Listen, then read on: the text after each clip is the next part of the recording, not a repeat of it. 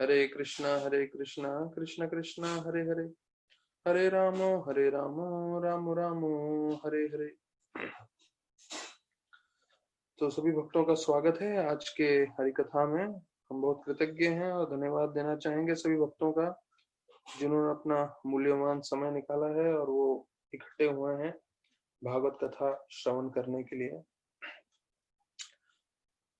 प्रभुपाद जब अमृतसर में थे तो अमृतसर में प्रभुपाद गोल्डन टेम्पल में गए तो वहां पे उन्होंने देखा कि कैसे जो उनके ग्रंथ है, ग्रंथ साहब जिसे बोलते हैं वो, तो उसको जो है वो चामर से हवा दे रहे थे, उनकी सेवा कर रहे थे। तो प्रभुपाद ने जब देखा कि ये जो सिख हैं वो इतना सम्मान दे रहे हैं, उनके जो ग्रंथ हैं उसको चामर से उनको जो है हवा दे रहे हैं और सम्मान कर रहे हैं, तो प्रभुपाद ने तुरंत देखते हुए बोला हमें भी जो है भागवतम के लिए इतना सम्मान देना चाहिए, क्योंकि भागवतम साक्षात कृष्ण है।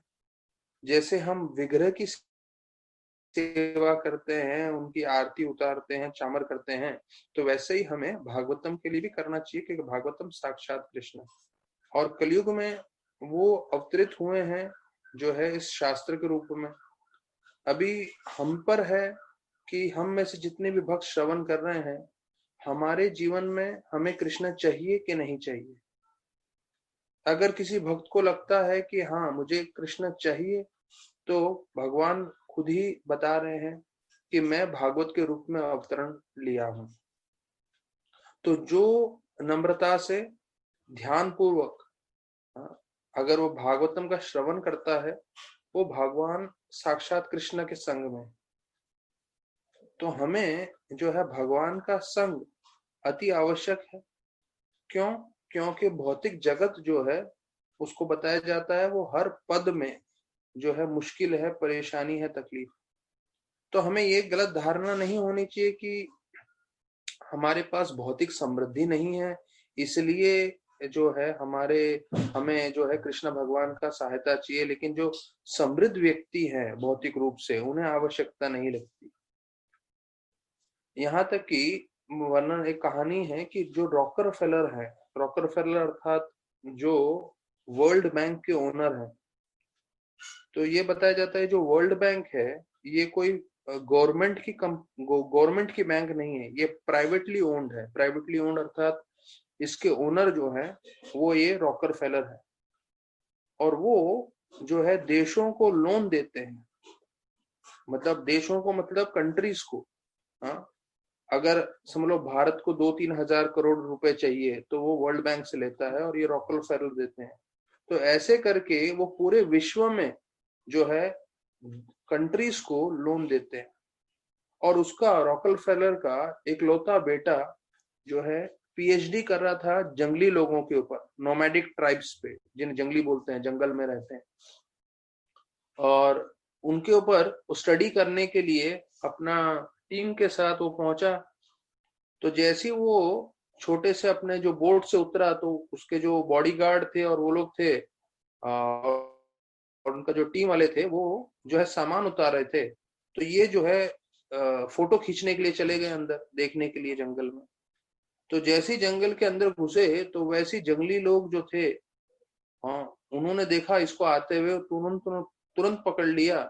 और बाद में उनके लोग आए, उससे पहले इसको पकड़ भी दिया, मार भी दिया। तो बीबीसी न्यूज चैनल में आया था मिस्टर रॉकरफेलर का एक इंटरव्यू, जिसमें वो बोल रहे थे कि मेरे पास पूरी दुनिया का मेरे पास पैसा है। अब आप, मैं जैसे बता चुका हूँ, वर्ल्ड बैंक हजारों के करोड़ों में हजारों करोड़ लोन देता रहता है सभी देशों को।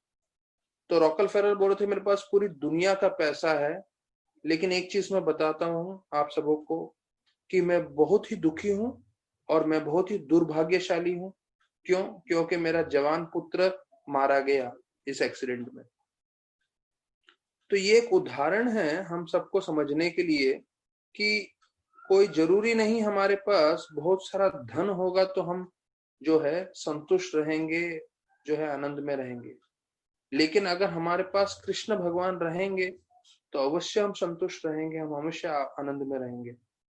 और परिस्थिति कुछ भी आ जाए, अगर हम सिंसियरली का हिंदी में शब्द है ईमानदारी, ईमानदारी से भक्ति कर रहे हैं, प्रामाणिकता से भक्ति कर रहे हैं, तो भले ही कितने ही हमारे कर्म बुरे ही क्यों ना हो, या हमारे कर्मों के कारण हमें क्यों ना बहुत कुछ भोगना पड़े जीवन में, लेकिन अगर हम ईमानदारी से हर रोज भगवान की भक्ति करते रहेंगे तो भगवान हमें जो है हाथ पकड़ के इस जीवन में पूरी तरह से ध्यान पूर्वक हमें मार्गदर्शन करके लेके जाएंगे और जीवन के अंत में सीधे भगवत धाम लेके जाएंगे।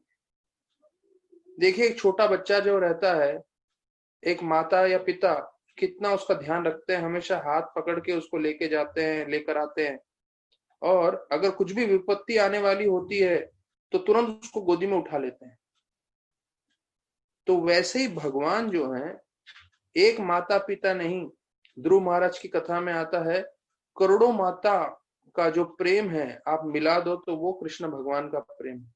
एक माता नहीं, करोड़ों माताओं का प्रेम एक साथ कर लो तो वो है कृष्ण भगवान का प्रेम, वो है राधा रानी माता का प्रेम।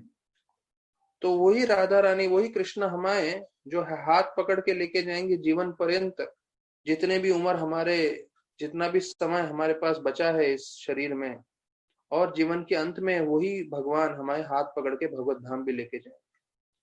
पर प्रश्न ये है कि हमें भगवान का हाथ पकड़ना है कि नहीं।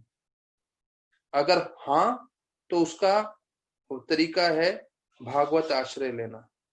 यहाँ पे मध्य लीला चैतन्य चरितामृत में 9.362 श्लोक में वर्णन आता है, एई काले एई कली काले आर नहीं कोनो धर्म। तो ये 2 लाइन है, पर पहले लाइन का मैं बताता हूं कि मतलब कि इस कलयुग में कोई विशेष रूप से जो है मुख्य धर्म नहीं है, क्योंकि कलयुग में सब कुछ जो है गड़बड़ है।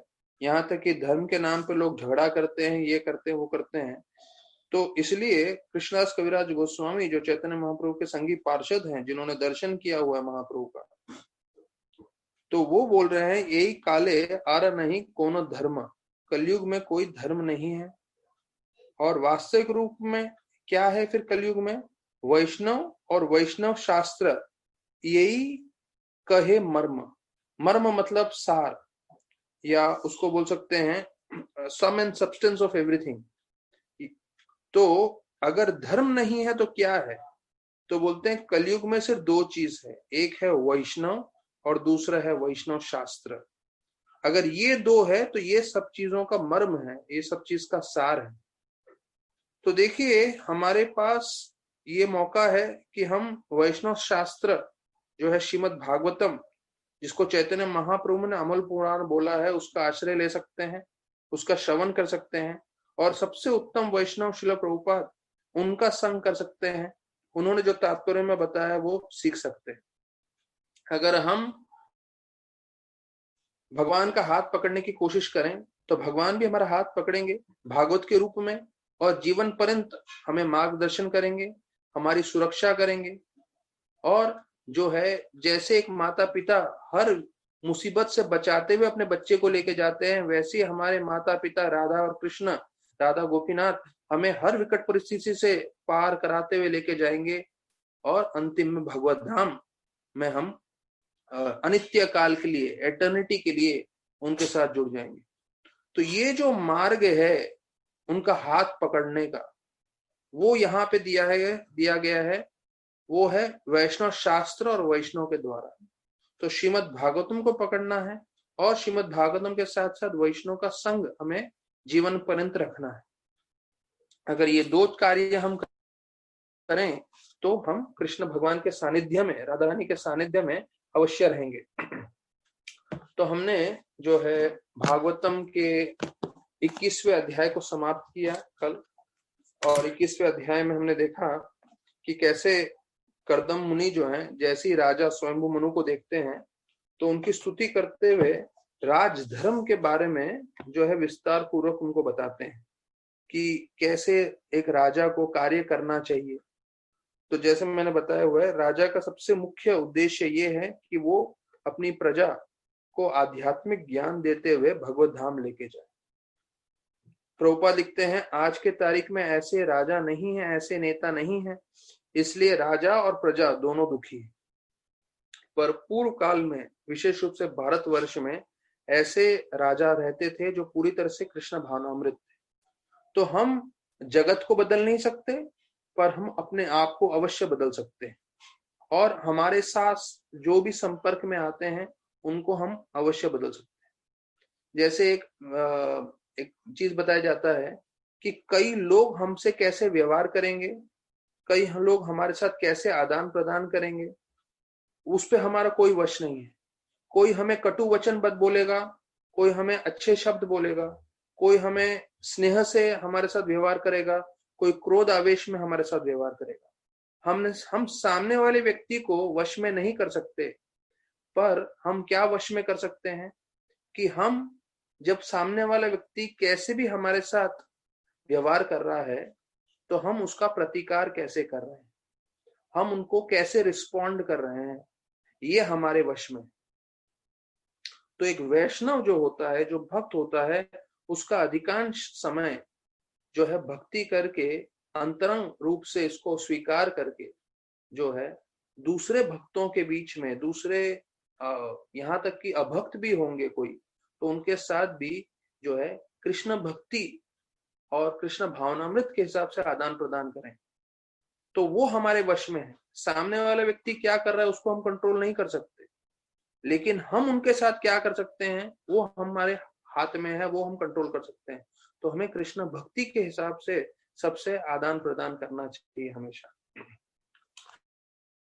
तो ये जो हमने अध्याय पढ़ा, तो इसमें हमने जो है विशेष रूप से सुना, मैंने कल भी बताया था, पीयूष शब्द का इस्तेमाल हुआ है दो बार, एक तो 46 श्लोक में और वही 17वें श्लोक में।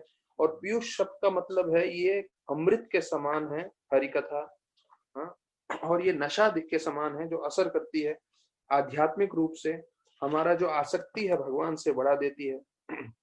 तो हमें मौका मिला है कि हम इस अमृत में जो है पूरी तरह से प्रवेश करें और उसका स्मरण करके जो है जितना हो सके उसके बारे में दूसरों को भी बताएं। जैसे कल मैंने बताया था कि भागवतम सुनना एक स्तर है, सुनने के बाद दूसरों लोगों को जोड़ना वो उससे भी ऊंचा स्तर है। तीसरा स्तर है कि आप बोलना चालू करें श्रीमद् भागवतम, तब ये जो तीसरा स्तर है वो दूसरे स्तर से भी ऊंचा है। और सबसे उत्तम स्तर है जब आप दूसरे लोगों को ऐसा ट्रेनिंग दें कि वो भी भागवत के बारे में प्रवचन कर सकें। तो हमें सिर्फ प्रोफेशनल कथाकार नहीं बनना है, हमारा उद्देश्य ये होना चाहिए कि हम जो है भागवतम को अपने जीवन में उतारें, भागवत से प्रेरणा लें, और उस प्रेरणा के द्वारा जो है हम दूसरों को भी बांटें। जब ये हमारा भाव रहेगा तब हम सही में भागवत का प्रचार कर सकते हैं। तो 22वें श्लोक अध्याय में आ रहा है कर्दम मुनि और देवहूति का विवाह। तो कर्दम मुनि जो है वो राजा का गुणगान करने के बाद, पहला श्लोक है, वो शांत हो गए और स्वयंभू मनु जो है अभी बोलना चालू करते हैं। तो वर्णन आता है कि स्वयंभू मनु बोल रहे हैं कि ब्रह्मा जी की इच्छा थी कि वेदों का प्रचार हो सके, इसलिए उन्होंने ब्राह्मणों का निर्माण किया, ब्राह्मणों को बनाया। तो ब्राह्मण जो हैं, तो ब्राह्मणों के बारे में बताया जाता है कि ब्राह्मण के गुण क्या होते हैं। वो तप करते हैं, उनमें ज्ञान होता है, और वो इंद्र भोग से जो है पूरी तरह से अलग रहते हैं। ये ब्राह्मण के गुण हैं। तो हम सब ब्राह्मण अगर बनना चाहते हैं तो ये गुणों पे ध्यान देना चाहिए, तपस्या, ज्ञान और इंद्र तृप्ति से जो है पूरा वैराग्य। तो यहाँ वर्णन करते हैं प्रभुपाद कि ब्राह्मण जो है वो भगवान के मुख से बने थे, हाँ, इसलिए बताया जाता है उसी तरह से the Brahmins were created from the mouth of the Supreme Person and therefore they are meant to spread the knowledge of the Vedas in order to spread the glories of the Lord. तो ब्राह्मणों का एक कर्तव्य क्या है कि वो ज्ञान जो है बांटे, जिससे भगवान का गुणगान जो है भगवान की लीला, भगवान का वर्णन सब लोगों तक पहुंच सके, जिससे उनका भी भक्ति जागृत हो और वो भी भगवत धाम के रास्ते पे लग सके। प्रभुपाद लिखते हैं जो इंद्र भोग में लगे हुए हैं वो दानव होते हैं, और जो भगवान का प्रचार करते हैं वो भक्त होते हैं। तो ये स्पष्टीकरण कर दिया है कौन दानव है, कौन भक्त है। जो इंद्र भोग में लगे हैं वो दानव, और जो भगवान के प्रचार में लगे हैं वो भक्त। ये दो स्पष्ट रूप से बता दिया प्रभुपाद ने। और फिर बोलते हैं वापस से अंतिम में इस श्लोक के दूसरे श्लोक में बोलते हैं कि ब्राह्मणों का विशेष कर्तव्य है तप करना, ज्ञान प्राप्त करना और इंद्र भोग से दूर रहना, और ज्ञान प्राप्त करने के बाद इस ज्ञान का वितरण करना। फिर बताते हैं ब्राह्मणों की रक्षा के लिए भगवान ने क्षत्रिय बनाए, और बताया जाता है ब्राह्मण जो हैं वो they are said to be his heart and क्षत्रियज हिज आर्म्स। अर्थात भगवान के हृदय जो है वो ब्राह्मण है और भगवान के हाथ क्षत्रिय हैं। देखिए ये बार बार इस चीज का वर्णन आता है, साधु हृदयम अनम मत अन्य तेना जाना भी नाहम तेभ्यो मनागपि। साधु हृदयम है कि मैं साधुओं के हृदय में रहता हूँ, साधु मेरे हृदय में रहते हैं। यहाँ पे भी वर्णन किया गया कि ब्राह्मण जो हैं वो भगवान के हृदय से प्रकट हुए थे, वो इतने भगवान को प्रिय हैं। तो मैंने पहले बताया था, मैं फिर से दोहरा रहा हूँ क्योंकि ये बहुत जरूरी है। अगर हम अपने वचनों से किसी वैष्णव को नाराज करते हैं, दुखी करते हैं, तो वास्तविक रूप में हम भगवान को नाराज कर रहे हैं, क्योंकि वो वैष्णव भगवान के हृदय में निवास करते हैं। ये राधानाथ महाराज ने बताया था कि हमें किसी भी वैष्णव को कभी भी दुखी नहीं करना चाहिए। अगर हम उसको दुखी करते हैं तो हम वास्तविक रूप में कृष्ण भगवान को दुखी कर रहे हैं, उनके हृदय में चोट पहुंचा रहे हैं, क्योंकि सारे वैष्णव उनके हृदय में रहते हैं। फिर यहाँ पे बताते हैं स्वयंभू मनु कि कैसे जो है ब्राह्मण की रक्षा के लिए क्षत्रिय बनाए गए और वो एक दूसरे को बचाते हैं और भगवान जो है वो मदद करते हैं। और भगवान मदद करते हैं कैसे, वो एक दूसरे की रक्षा करके।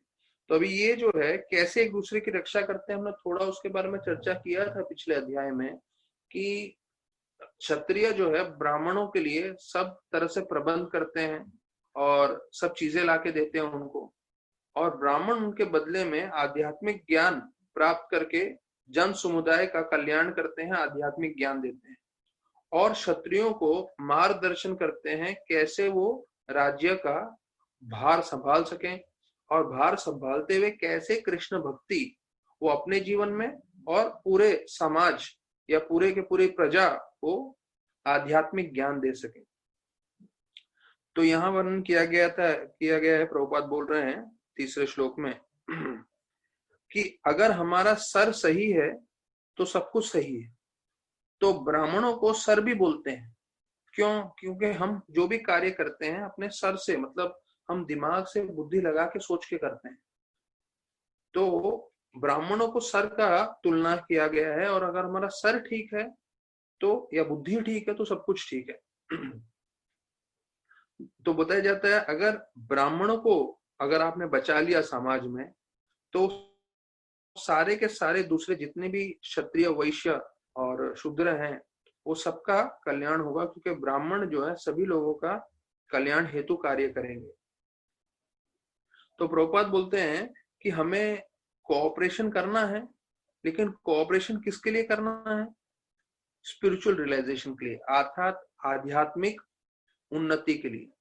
ऐसा नहीं कि हम कोऑपरेट कर रहे हैं और कोऑपरेशन करके हम इंद्रभोग में लगे, पिक्चर देखने के लिए, क्रिकेट मैच देखने के लिए या कहीं घूमने फिरने के लिए, तो उसमें कोऑपरेशन जो करते हैं उसके बारे में नहीं बोल रहे हैं। बोल रहे हैं हमें कोऑपरेशन करना है, मतलब एक दूसरे का सहयोग देना है, और सहयोग देते हुए हमें जो है आध्यात्मिक उन्नति करते हुए आगे बढ़ना है जीवन में। तो राधानाथ महाराज बताते हैं कोऑपरेट का मतलब क्या है। एक मतलब है मैं किसी को मार नहीं डालूं, ये भी कोऑपरेशन है। दूसरा है मैं किसी की खूब पिटाई करूं, पिटाई नहीं करूं, ये भी कोऑपरेशन है कि मैंने सामने वाले की खूब पिटाई नहीं की, डंडे से मारा नहीं, लहूलुहान नहीं कर दिया, ये भी कोऑपरेशन है। मतलब पहला तो मैंने बताया जो मार डालना सीधा, हाँ, कई लोग हैं धर्म के नाम पे एक दूसरे को मार रहे हैं, तो वैसा वर्णन करते हुए बोल रहे हैं कि कोऑपरेशन का मतलब है मार नहीं डालना, दूसरा स्तर है डंडे से मार के लहूलुहान नहीं करना, तीसरा है मारपीट नहीं करना, चौथा है गाली गलोच नहीं करना, तो ये सब कोऑपरेशन है। पांचवा है कि सामने वाले के प्रति मैं घृणा रखूं, बोलूं कुछ नहीं पर आंखों ही आंखों से उसको बताऊं कि मैं उससे कितना घृणा करता हूं। ये सब जो कोऑपरेशन है वो भी कोऑपरेशन में आता है कि देखो मैं कम से कम मार नहीं रहा हूँ, पीट नहीं रहा हूँ, गाली नहीं दे रहा हूँ, आंखों से गुस्सा नहीं दिखा रहा हूँ, पर ये सब नेगेटिव है। ये सब जो है, जो भक्त इनमें से किसी को भी स्वीकार नहीं करता। महाराज अभी इसके दूसरे विपरीत में बताते हैं कि हम अपने आंखों से जो है हमेशा एक ही भाव रखें कि सामने वाले जीव की सेवा करें, अपने शब्दों से हम हमेशा वही शब्द बोलें जिससे उनको प्रेरणा मिले, उनको उत्साह मिले और उनको ये समझ में आए कि हम उनकी सेवा के लिए हमेशा उपलब्ध हैं। फिर बताया जाता है कि हम शारीरिक रूप से उनकी सेवा करें, ऐसा नहीं कि सिर्फ हम आंखों से देखें या मुख से बोलें लेकिन जब काम करने का समय आए, सेवा करने का समय आए तो गायब हो जाए, नहीं, शारीरिक रूप से सेवा करें। और करते हुए महाराज बोलते हैं इसकी सबसे उच्च कोटि वो है कि सेवा करते करते हम अपना प्राण भी त्याग दें। कोऑपरेशन का जो दूसरा अंत था कि एक दूसरे को हम मार नहीं डाल रहे हैं, और उसका विपरीत ये है कि हम वैष्णव की सेवा करते करते अपना प्राण त्याग दें, ये है कोऑपरेशन महाराज बताए। जैसे भक्ति चारू महाराज इतने बड़े आचार्य हैं और उन्होंने सिखाया कैसे प्रचार करते हुए वो विदेश में, हाँ, प्रचार करते हुए गए और जो है उन्होंने शरीर त्याग दिया। तो ये है उच्च कोटि का कोऑपरेशन जो प्रभुपाद के जो सबसे मुख्य शिष्य हैं उन्होंने साक्षात अपने जीवन से बताया कि जीवन त्याग दें प्रचार करते हुए, सेवा करते हुए जन समुदाय की, सब लोगों की, सब वैष्णव की। तो यहाँ पे कोऑपरेशन के बारे में बता रहे हैं प्रभुपाद। ये चौथा श्लोक है, पहली लाइन में बताते हैं कि सबको कोऑपरेट करना चाहिए आध्यात्मिक उन्नति के लिए। तो प्रभुपाद लिख रहे हैं कि जब ब्राह्मण और क्षत्रिय जो है आपस में अच्छे से कोऑपरेट करेंगे, अर्थात दोनों अच्छे से मिलजुल के रहेंगे, दोनों आध्यात्मिक कार्य के लिए उन्नति करेंगे, तो वैश्य और शूद्र को कोई चिंता करने की जरूरत नहीं है, सब जगह समृद्धि होगी, everything will automatically flourish, Prabhupada लिख रहे हैं। मतलब सब तरह से कल्याण होगा अगर ब्राह्मण और क्षत्रिय जो है ये दोनों मिलके जो है कार्य करें।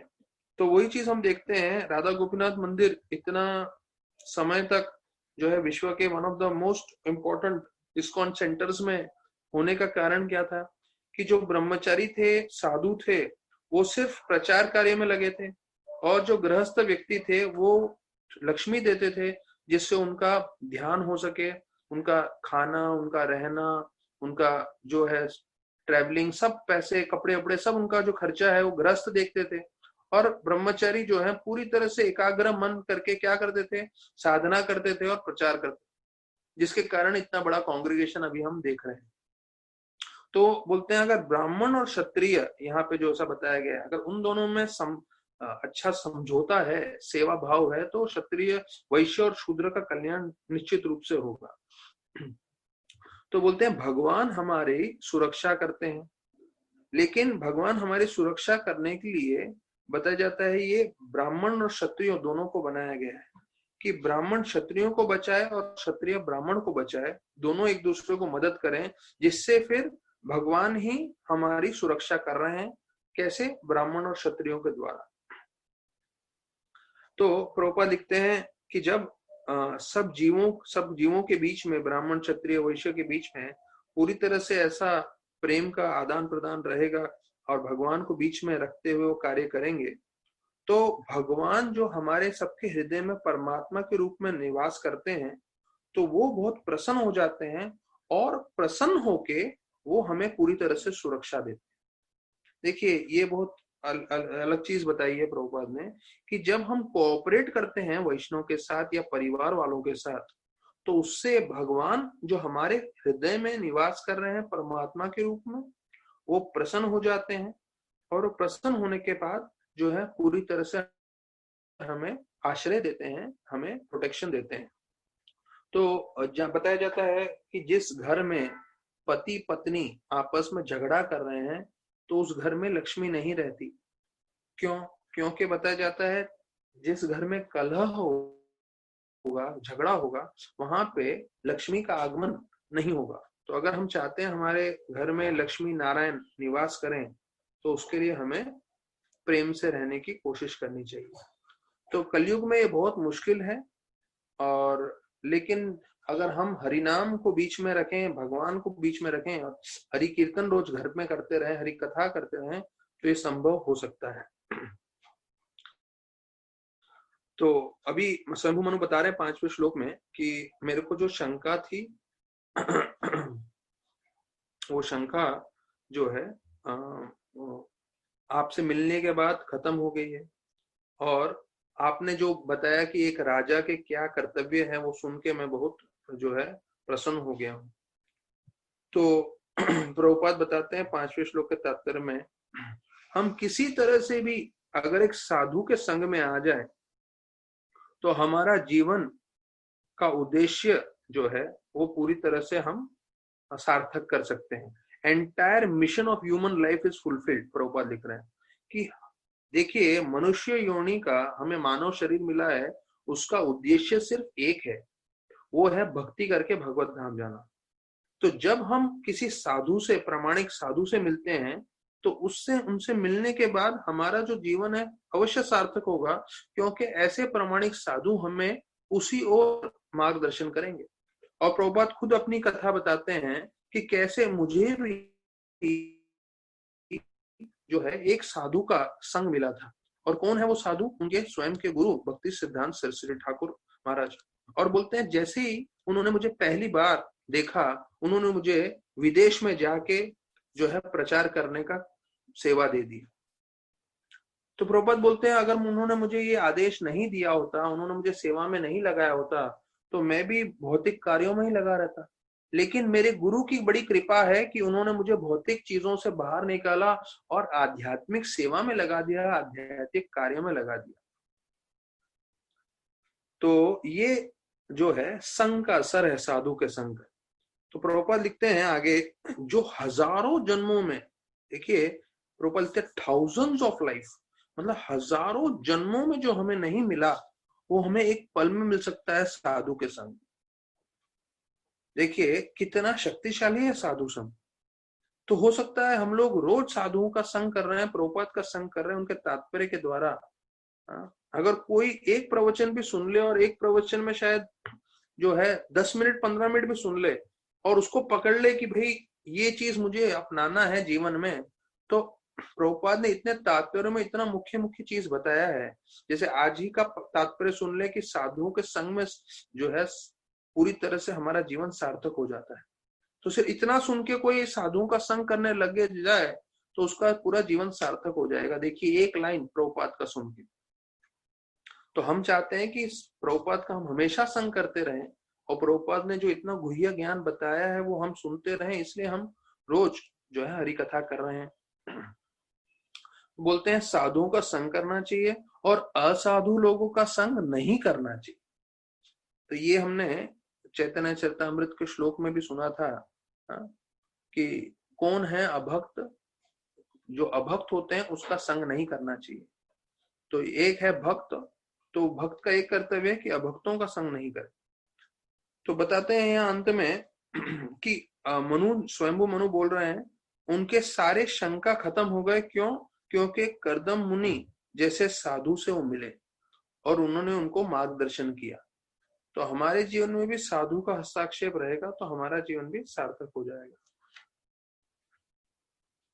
तो बोलते हैं 6वें और 7वें श्लोक में कि मेरा बहुत भाग्य है, मुझे आप जैसे साधु का संग मिला और मुझे आपके चरणों का रज मिला, जिसको मैं अपने सर पे धारण करके अपना जीवन अभी सार्थक समझता हूँ।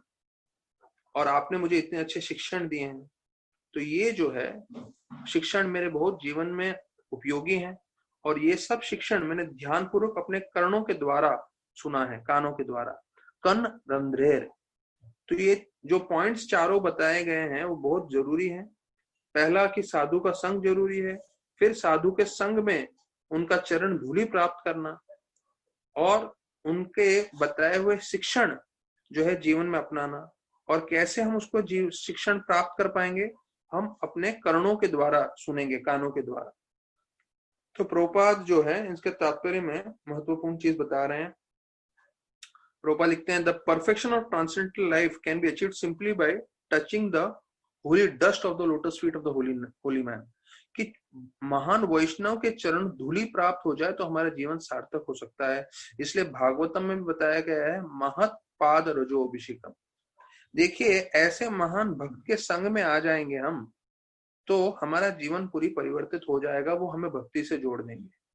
देखिए, भक्ति हमारे जीवन में आते ही कितना बदलाव लाता है। भक्ति हमारे भोजन में प्रवेश करे तो उसे प्रसाद बना देता है।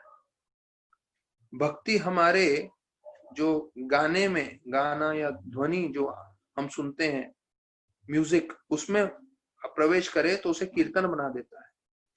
भक्ति हमारे घर में प्रवेश कर दे तो उस घर को मंदिर बना देता है। भक्ति हमारे कार्य में जुड़ जाए तो उसे सेवा बना देता है। भक्ति हमारे यहां वहां घूमने में जुड़ जाए तो उसे तीर्थ बना देता है। और वही भक्ति हमारे जीवन में जुड़ जाए तो हमें भक्त बना देता है। देखिए, ये है भक्ति की शक्ति जो हमें भक्तों के संग से मिलता है। हमारे भोजन में प्रवेश करे प्रसाद बना देगा, हमारे गाने में प्रवेश करे कीर्तन बना देगा, हमारे घर में प्रवेश करे मंदिर बना देगा, हमारे कार्यों में प्रवेश करे सेवा बना देगा, हमारे यहाँ वहां घूमने में प्रवेश करेगा तो तीर्थ बना देगा। और अगर यही भक्ति हम अपने जीवन में जोड़ देंगे तो हमें भक्त बना देगा। तो ऐसे महान भक्तों का वर्णन किया गया है गीता में। प्रभुपाद लिख रहे हैं 6ठे श्लोक के तात्पर्य में, महात्मानस तो माम पार्था देवीं प्राकृतिमाश्रिता। तो मैंने जब राधाष्टमी का श्लोक बताया था, राधाष्टमी पे प्रवचन दे रहा था, तो मैंने इस श्लोक के ऊपर चर्चा किया था कि इसी श्लोक में जो है इनडायरेक्टली राधा रानी का वर्णन है। महात्मानस तो मां पार्थ देवीं प्राकृति। देवीं प्राकृति मतलब राधा रानी, या उसे इंटरनल पोटेंसी करके भी बताया जाता है, योग माया भी बोलते हैं। तो बोलते जो शुद्ध भक्त होते हैं भगवान की अंतरंग शक्ति राधा रानी की कृपा से वो हमेशा संपन्न रहते हैं, और वो कृष्ण भक्ति में खुद लगे रहते हैं और दूसरों को भी कृष्ण भक्ति में लगाते हैं। फिर प्रभुपाद एक मुख्य चीज बताते हैं इस श्लोक में, आप महात्मा बनोगे अगर आपने दूसरे महात्मा का संग लिया है। तो प्रभुपाद लिखते हैं, वन बिकम्स अ महत by the grace of his महत स्पिरिचुअल मास्टर। मतलब अगर हमने अपने प्रामाणिक गुरु का संग लिया है और वो महान है तो उनके संग में हम भी महान बनेंगे। अभी चाहिए ये कि हम उनके शिक्षण को पूरी तरह से अपने जीवन में अपनाएं और उसके हिसाब से अपना जीवन व्यतीत करें। तो प्रभुपाद बता रहे हैं, विश्वनाथ चक्रवर्ती ठाकुर अपने गुरु अष्टकम में बताते हैं, यस्य प्रसादा भगवत प्रसाद। अगर हम जो है अपने गुरु को प्रसन्न कर दें तो सिर्फ गुरु को प्रसन्न करने से हम पूरी तरह से आध्यात्मिक जीवन में कामयाबी प्राप्त कर सकते हैं। तो यहाँ पे वर्णन आता है, आत्मा मन के लिए भी बोलते हैं, आत्मा के लिए तो बोलते ही हैं, शरीर के लिए भी कई जगह उसका वर्णन किया गया है। तो विशेष रूप से मन और इंद्रियों के लिए भी बोलते हैं। अकृतात्म शब्द का प्रयोग हुआ है। इसका मतलब है 6ठे श्लोक में कि जो अपने मन और इंद्रियों को वश में नहीं कर सकता, इसलिए वो गुरु के जो है सेवा में लगता है। तो प्रभुपाद यहाँ पे जो है अपना जीवन सार्थक करने का उसमें 4 पद्धति बताते हैं। पहला, हमें गुरु के पास, एक प्रामाणिक गुरु के पास जाना चाहिए। दूसरा, हमें उनसे जो है शिक्षण लेना चाहिए। और तीसरा जो है, वो जब शिक्षण दे रहे हैं तो उसे परमानेंट हमें पूरी श्रद्धा पूर्वक और पूरी ईमानदारी से वो शिक्षण जो है अपने जीवन में अपनाना चाहिए। पहला स्टेप है प्रामाणिक गुरु के पास जाना। दूसरा स्टेप है उनसे ज्ञान प्राप्त करना। और तीसरा स्टेप है जो उन्होंने ज्ञान या शिक्षण दिया है उसे जो है पूरी श्रद्धा पूर्वक और ईमानदारी से अपने जीवन में अपनाना। तो प्रभुपाद हमारे गुरु हैं, उन्होंने पूरे शिक्षण भागवत में दिया है। अभी हमें चाहिए कि हम नम्रता पूर्वक, श्रद्धा पूर्वक और ईमानदारी से ये अपने जीवन में अपनाएं। और जब हम अपने जीवन में अपनाएंगे, हमारा आचरण ही ऐसा होगा जिससे जितने भी लोग हमारे संपर्क में आएंगे वो भक्ति में प्रेरित होंगे। तो दुनिया के अधिकांश लोग जो हैं वो चाहते हैं कि लोग हमसे आकर्षित हों, पर एक भक्त क्या चाहता है कि वो दुनिया हमसे आकर्षित ना हो, पर वो कृष्ण से आकर्षित हो, कृष्ण की भक्ति करना शुरू करे। तो हमने कल चर्चा किया था, संग मतलब हम कुछ सीखने को तैयार हैं, और हम अगर सीखना नहीं चाहते तो हम संग नहीं करेंगे। तो अभी हमें देखना है, सोचना है कि अगर हमें सीखना है तो हमें नित्य रूप से भक्तों के संग में रहना चाहिए। तो जितना हम संग में रहेंगे उतना हम सीखते रहेंगे, आगे बढ़ेंगे।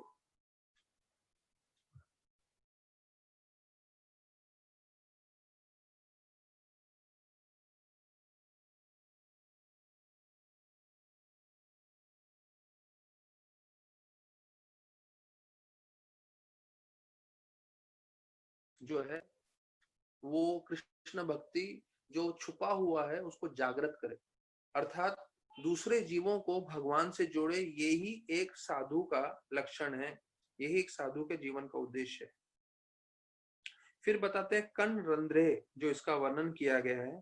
तो बोलते हैं जो गुरु हैं उनके सबसे मुख्य चीज है हम उनके जो शिक्षण है अपने कानों के द्वारा उसको स्वीकार करें। तो बोलते हैं गुरु की कृपा सिर्फ एक ही शरीर के अंग से हम स्वीकार कर सकते हैं। देखिए ये बहुत जरूरी बात है। अगर आप लोगों को लग रहा होगा कि जूम पे प्रभु जी प्रवचन कर रहे हैं पर प्रभु जी दिख नहीं रहे हैं, हम देख नहीं पाते हैं, अधिकांश लोग वीडियो रिकॉर्डिंग करते हैं, तो इस श्लोक को आप समझिए। इस श्लोक में इसका जवाब दिया गया है।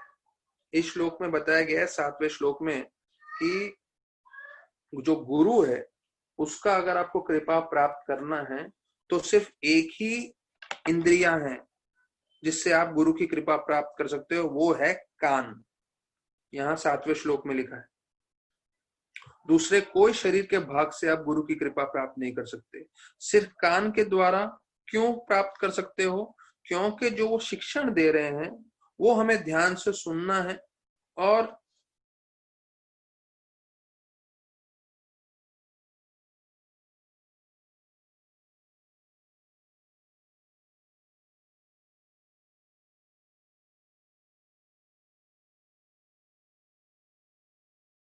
मुख्य शिक्षण हम अपने जीवन में उतार नहीं पाएंगे। हाँ, सुन लेंगे, शुद्धिकरण हो रहा है, पर हम किसी को प्रवचन नहीं दे पाएंगे, किसी को प्रचार नहीं कर पाएंगे, और जो मुख्य चीजें हैं जो हमें अपने जीवन में अंतरकरण करना है वो भी नहीं कर पाएंगे अगर हम लिखेंगे नहीं तो यहाँ पे प्रभुपाद आगे बता रहे हैं कि जो गुरु हैं वो हर व्यक्ति के स्वभाव को जानते हैं और वो उस स्वभाव के हिसाब से उनको मार्गदर्शन करते हैं।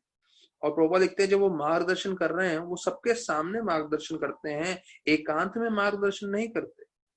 अब ये अलग चीज बता रहे हैं प्रभुपाद कि जो प्रामाणिक गुरु है वो सबके सामने मार्गदर्शन करेगा, कोई एकांत में नहीं, नॉट प्राइवेटली बट पब्लिकली वो आपको ज्ञान देंगे और आपके स्वभाव के हिसाब से आपको विग्रह की सेवा में लगाएंगे, आपको प्रचार कार्य में लगाएंगे, आपको रसोई में लगाएंगे। प्रभुपाद ये सब अलग अलग चीजें बता रहे हैं, इस्कॉन में है। तो ये सब अलग अलग चीजें क्यों बता रहे हैं कि हमारा जैसा स्वभाव है उसके हिसाब से गुरु हमें सेवा में नियुक्त करेंगे, जिससे जीवन पर्यंत हम सेवा कर सकें, कृष्ण भगवान से जुड़े रहें और भक्ति करते हुए जीवन सार्थक करके भगवत धाम जा सके। तो बोलते हैं, प्रभुपाद लिखते हैं कि हमारा जो भी स्वभाव है वो गुरु अच्छे से जानते हैं। तो कई बार हो सकता है हम अपने स्वभाव को नहीं जाने पर गुरु हमारे स्वभाव को जान सकते हैं। क्यों? क्योंकि वो जो है आध्यात्मिक शक्ति है उनमें और वो कृष्ण के प्रतिनिधि हैं। तो कृष्ण भगवान उनको जो है हृदय से ऐसा दृष्टि प्रदान करते हैं, ऐसा उसको उनको स्फूर्ति देते हैं जिससे वो समझ सकता है कि इस जीव को कैसे भगवान की सेवा में लगाना है। तो वो सेवा करके हम अपना जीवन सार्थक कर सकते हैं। प्रभुपाद उदाहरण दे रहे हैं अर्जुन के बारे में कि कैसे वो योद्धा थे, मिलिट्री मैन थे, लेकिन उन्होंने जो है पूरी तरह से अपना जीवन कृष्ण भगवान के कहने पे किया और उनका जीवन सार्थक हुआ। प्रभुपाद बोलते हैं वैसे कोई कलाकार होगा, कोई पेंटर होगा, तो वो भी अपना जीवन सार्थक कर सकता है। हमें सिर्फ एक चीज करना है कि प्रामाणिक गुरु से आज्ञा प्राप्त करनी है कि हमें किस रूप से सेवा करना है। और गुरु जो है उसमें बहुत संपन्न रहते हैं और उनको मालूम है कैसे मुझे आज्ञा देना है। तो हमें प्रामाणिक गुरु के संपर्क में जाना है और उनसे आज्ञा लेना है। तो जैसे प्रभुपाद ने हम सबको आज्ञा दिया हुआ है, तो मतलब हमें ये पढ़ के ये नहीं सोचना चाहिए अरे मुझे भी गुरु के पास जाना चाहिए, राधानाथ महाराज के जाऊंगा पर्सनली मैं और उसके बाद में शिक्षण लूंगा। वही महाराज जो है प्रभुपाद ने जो बताया वही दोहरा रहे हैं। हमें जीवन पर्यंत 16 माला करना है, 4 नियम पालन करना है और प्रभुपाद के मिशन में अपने योग्यता अनुसार सेवा करना है। अगर ये 3 चीज हमारा क्लियर है तो आगे और पूरे मार्गदर्शन जो है हमें मिलता रहेगा कृष्ण के द्वारा, उनके भक्तों के द्वारा।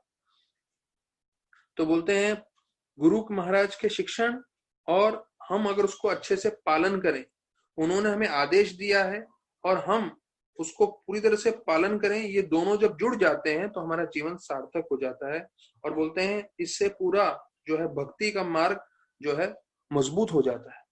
तो विश्वनाथ चक्रवर्ती ठाकुर बताते हैं, प्रभुपाद लिख रहे हैं गीता में, व्यासात्मिका बुद्धि, व्यासात्मिका बुद्धि का वर्णन है करते हुए कि जो भक्त होता है उसका बुद्धि एकाग्र होता है, बहुत जगह नहीं देखता, सोचता या कार्य करता है। उसका मन कहाँ पे रहता है? जो उसके गुरु ने शिक्षण दिया है। तो गुरु ने जो आदेश दिया है उसको पालन करने के लिए वो पूरी तरह से लगा रहता है। तो यहाँ पे लिखा है he should consider his life and soul, मतलब जो गुरु ने इंस्ट्रक्शन दिया है, आदेश दिया है, वो उसका लाइफ एंड सोल है, मतलब उसकी आत्मा है, उसका जीवन है गुरु के आदेश को। और यही आदेश जो है उसको सार्थकता प्राप्त कराएगा। और अंतिम में 7वें श्लोक के अंतिम में प्रभुपाद फिर दोहरा रहे हैं कि गुरु जो है हमारे कर्णों के द्वारा हमें जो हमें आदेश देते हैं, हम कर्णों के द्वारा हमें स्वीकार करना चाहिए प्रामाणिकता से, तो हमारा जीवन सार्थक हो सकता है। तो ये जो है प्रभुपाद ने काफी बार इसमें महत्वपूर्णता बताई गई है कि जो गुरु हमें शिक्षण दे रहे हैं वो हमें ध्यान से सुनना है और ईमानदारी से, प्रामाणिकता से हमें उसको पालन करना है। तो बताया जाता है जो ब्रिटिशर्स लोगों ने भारत में आने के बाद उन्होंने रेलवे लाइन लगाया और उसके बाद रेलवेज लगने के कारण जो है हम लोग यहाँ से वहां ज्यादा जा पा रहे थे। उससे पहले रेलवे लाइन था नहीं, ब्रिटिशर्स के आने से पहले। तो जो लोग भी एक शहर से दूसरे शहर, एक गांव से दूसरे गांव जाते थे, तो बताया जाता है विशेष रूप से उद्योग वाले लोग, उद्योगपति जो जिसे हम बोलते हैं ना वैश्य, तो वो लोग अपने साथ खाने पीने के लिए क्या ले जाते थे, क्योंकि कितना लंबा चल के जाना पड़े या जैसे भी हो तो शायद कई दिन तक उन्हें खाना ना मिले। ये मतलब आज से समझ ले 250-300 साल से भी पहले की बात है ये। तो बोलते हैं वो लोग चना लेके जाते थे, 2-3 दिन तक चना खाते थे, पानी पीते थे और जो है अपना जो है एक शहर से दूसरे शहर पहुंचते थे। तो देखिए लोग पैसा कमाने के लिए, उद्योग करने के लिए कितनी तपस्या करते हैं। तो ये जस्ट मैं आपको उदाहरण दे रहा हूं। तो वैसे ही हमें समझना चाहिए कि हमें सब कुछ उपलब्ध है, बस हमें ये चाहिए कि हम थोड़ी तपस्या करके जो है ध्यान पूर्वक भक्ति करें, तो उससे हम अपना जीवन भी सार्थक कर सकते हैं और दूसरों का भी। अभी 8 से 14 श्लोकों में वर्णन आता है कि कैसे स्वयंभू मनु जो है वो अपनी पुत्री देवहूति कर्दम मुनि को देते हैं। तो 8वें श्लोक में वो बोलते हैं कि आप मेरी प्रार्थना सुनिए, क्योंकि मैं चाहता हूं मैं अपनी पुत्री के बारे में आपको बताऊं और मैं उनसे बहुत प्रेम करता हूं अपनी पुत्री से। तो प्रभुपाद लिखते हैं generally a pure devotee of Lord or a pure disciple of a bona fide spiritual master does not ask any favor either from the Lord or from spiritual master. अभी देखिए, ये जो स्वयंभू मनु है वो कर्दम मुनि से मांगने वाले हैं, क्या मांगने वाले हैं कि मैं अपनी पुत्री आपको देना चाहता हूं विवाह के लिए, तो आप कृपया करके स्वीकार करिए। तो इस संपर्क में प्रभुपाद ये बोल रहे हैं कि जो एक प्रामाणिक भक्त होता है और प्रामाणिक शिष्य होता है, तो प्रामाणिक भक्त भगवान से कुछ नहीं मांगता, प्रामाणिक शिष्य अपने गुरु से कुछ नहीं मांगता। लेकिन अगर गुरु से अगर कोई शिष्य मांगे कुछ, तो मांगने से पहले उसका कर्तव्य ये बनता है कि वो गुरु को संपूर्ण रूप से संतुष्ट करे। तो अगर गुरु संतुष्ट है, गुरु प्रसन्न है, तो फिर वो प्रामाणिक रूप से कुछ भी मांग सकता है। ये प्रभुपाद जी 8वें श्लोक में बताते हैं। तो वो बोलते हैं कि आपको मेरी पुत्री स्वीकार करना चाहिए। तो क्यों स्वीकार करना चाहिए? क्योंकि वो बोलते हैं कि क्षत्रिय की वो पुत्री है और उसके दोनों भाई भी क्षत्रिय हैं, प्रियव्रत और उत्तानपाद, और वो एक पति की खोज में है जो उसके उम्र, उसके गुणों और चरित्र के हिसाब से उसके समान है। ये 9वें श्लोक में आता है। तो प्रभुपाद बोलते हैं कि वो खुद जाके लड़की पति नहीं ढूंढ रही थी। वो जो देवहूति है वो खुद जाके पति की खोज नहीं कर रही थी। उसके पिताजी ने जो है इतना प्रेम करते थे जो है अपनी पुत्री से कि वो खोज रहे थे पति को। तो प्रभुपाद एक इनडायरेक्ट मैसेज देना चाहते हैं, लड़कियों को खुद जाके अपना पति नहीं ढूंढना चाहिए, उनको पिता पे निर्भर होना चाहिए अपने पति ढूंढने के लिए। फिर 10वें श्लोक में बताया है कि उन्होंने नारद मुनि से आपके बारे में सुना है और इसलिए उन्होंने अपना मन आपके ऊपर बैठा लिया है। तो ये देखिए बड़ा मुख्य चीज है। देवहूति ने कभी भी कर्दम मुनि को देखा नहीं था। ये 10वें श्लोक में आ रहा है, प्रभुपाद भी उसी के बारे में वर्णन कर रहे हैं तात्पर्य में। और उन्होंने कभी उनके गुणों के बारे में जो है गुणों को वास्तविक रूप में मिलके देखा नहीं था, पर सिर्फ सुना था उनके गुणों के बारे में, उनके चरित्र के बारे में। और नारद मुनि से सुनने से ही जो है उनको लगा कि कर्दम मुनि जो है मेरे पति बनने के योग्य हैं। तो प्रभुपाद लिखते हैं कि देखिए श्रवण करना कितना महत्वपूर्ण है। हमने ये भी देखा है कृष्ण लीला में, रुक्मणी माता ने कभी कृष्ण भगवान को देखा नहीं था। उन्होंने भी नारद मुनि से सिर्फ कृष्ण भगवान के बारे में सुना था और सुनने मात्र से उनका मन इतना आकर्षित हो गया कि उन्होंने उनको ही पति मान लिया। यहाँ पे हम दूसरा उदाहरण देख रहे हैं कि देवहूति ने कभी भी कर्दम मुनि को देखा नहीं था, लेकिन सिर्फ उनके गुणों के बारे में सुनने के कारण जो है वो आकर्षित हो गए। और यहाँ प्रभुपाद एक हमारे लिए बहुत महत्वपूर्ण चीज बता रहे हैं, hearing from an authority is a better experience than gaining personal understanding. अर्थात हमें प्रामाणिक गुरु से सुनना चाहिए, वो ज्यादा हमारे जीवन के लिए फायदेमंद है। इसके विपरीत हम खुद अनुभव करने जाएं तो उसमें हमारा कल्याण नहीं होगा। हम खुद कुछ अनुभव करें, इससे अच्छा बेहतर क्या है, हम किसी प्रामाणिक गुरु से जो है सिर्फ श्रवण करें, तो उस श्रवण मात्र से हमारा जीवन सार्थक हो सकता है। मैं कहानी बताता हूँ कि मेरे को जीवी में कई सालों से हम लोग का सेवा चल रहा था। तो मेरे को सेवा दिया गया था कि जीवी में बहुत ठंड पड़ती है, तो वुलन ब्लैंकेट लेने के लिए। तो वुलन ब्लैंकेट के बारे में मुझे तो ज्यादा मालूम नहीं था। तो मोहन आनंद प्रभु जो हैं वो थोड़ा इसके बारे में जानकारी रखते हैं, तो उनको लेके मैं गया था कालबा देवी में, जो मार्केट है जहाँ पे वुलन ब्लैंकेट सब मिलते हैं। और 3-4 दुकान में गए, मैं ये क्वालिटी देख रहा था, वो क्वालिटी देख रहा था, जबकि मुझे इतना वुलन ब्लैंकेट के बारे में मालूम नहीं था।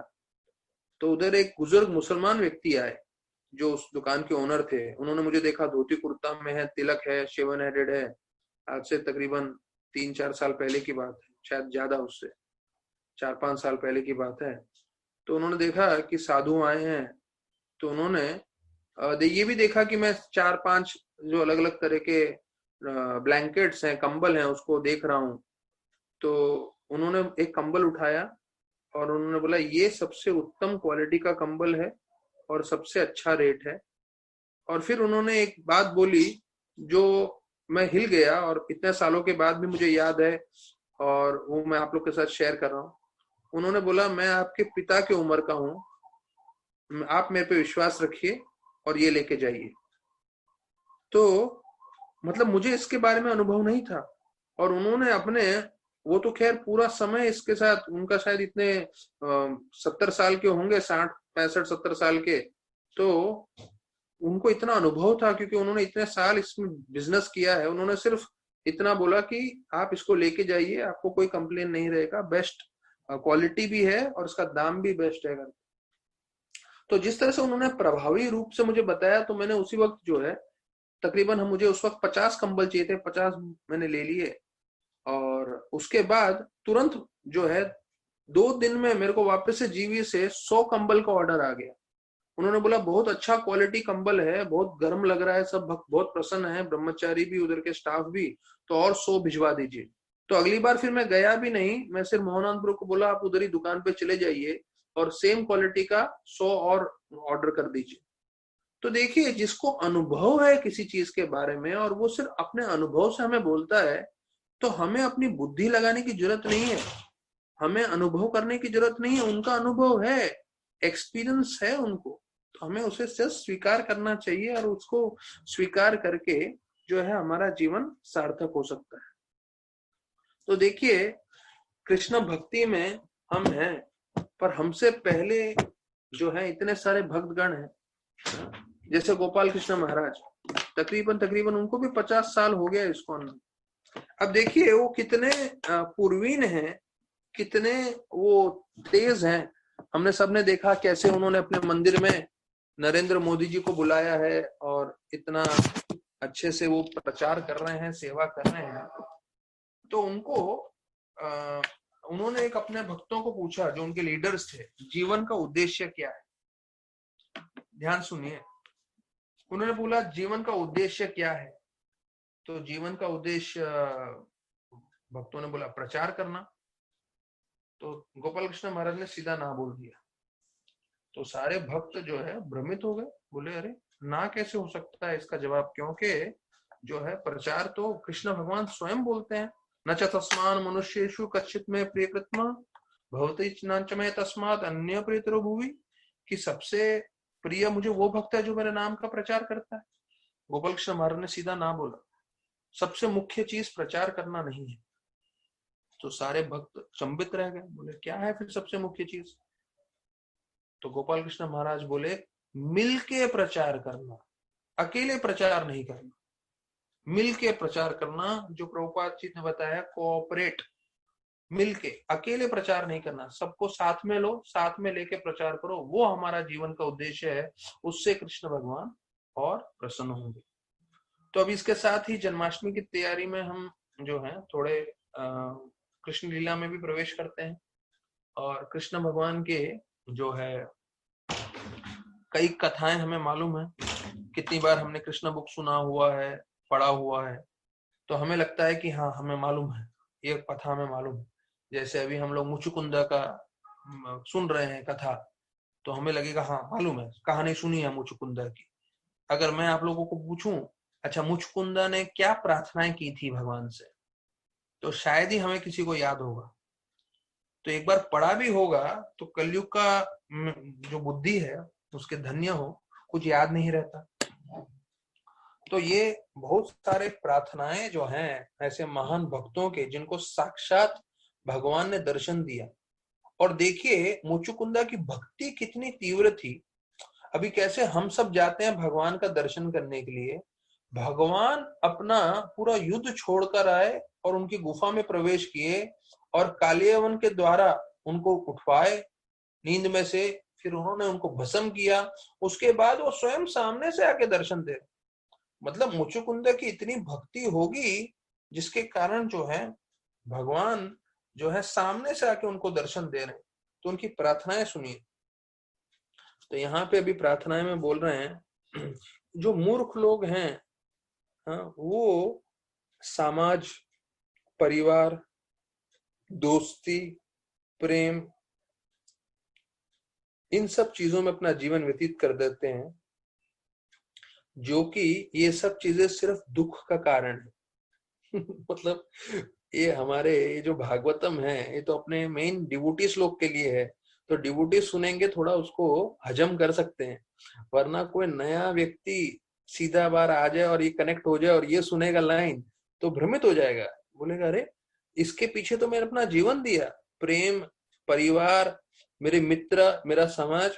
तो पहला मुचुकुंदा का प्रार्थना में सीधा ये पहला ये है, ये सब दुख के कारण है। तो हमें ये सब समझना चाहिए कि हाँ इन सब में रहना है, सेवा करना है, पर इसके साथ साथ भक्ति करना चाहिए। तो बोलते हैं सब लोग एक दूसरे को धोखे देने में लगे हुए हैं। ये दूसरा मतलब मुचुकुंदा का प्रार्थना मैंने भी पढ़ा हुआ है, पर वापस से ध्यान पूर्वक पढ़ना और विशेष रूप से जब प्रचार करना हो तो उसके लिए अलग से नोट्स बनाते हुए बोलने में मालूम चल रहा है क्या गहरी बात बोलना है। पूरी दुनिया लगी हुई है क्या धोखा देने में, और अधिकांश लोग धोखा खाने में। क्यों? क्योंकि वो चाहते हैं हमें धोखा मिले, इसलिए वो ऐसे लोगों के संग में जाते हैं जो सिर्फ आपको भौतिक इंद्रिय तृप्ति के बारे में ही बताते हैं। फिर बोलते हैं कि कैसे हमारा जीवन जो है एक ऐसे जानवरों के प्रति है, जो जानवर घास के प्रति आकर्षित होते हैं। वे विशेष रूप से जंगलों में जो हिरण होते हैं या दूसरे जानवर होते हैं जो घास खाते हैं, तो उस घास के प्रति आकर्षित होते हैं, और आकर्षित होते हुए वो ऐसे कुएं में गिर जाते हैं जो काला और गहरा है।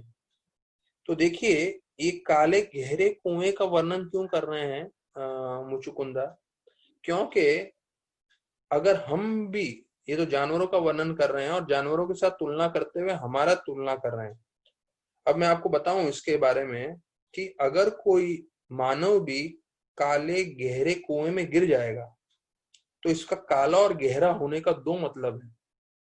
अगर गहरा रहेगा तो अगर आप नीचे से आवाज भी करोगे तो वो आवाज आपका कुएं से बाहर ही नहीं आएगा, तो कोई आपको मदद नहीं कर सकता।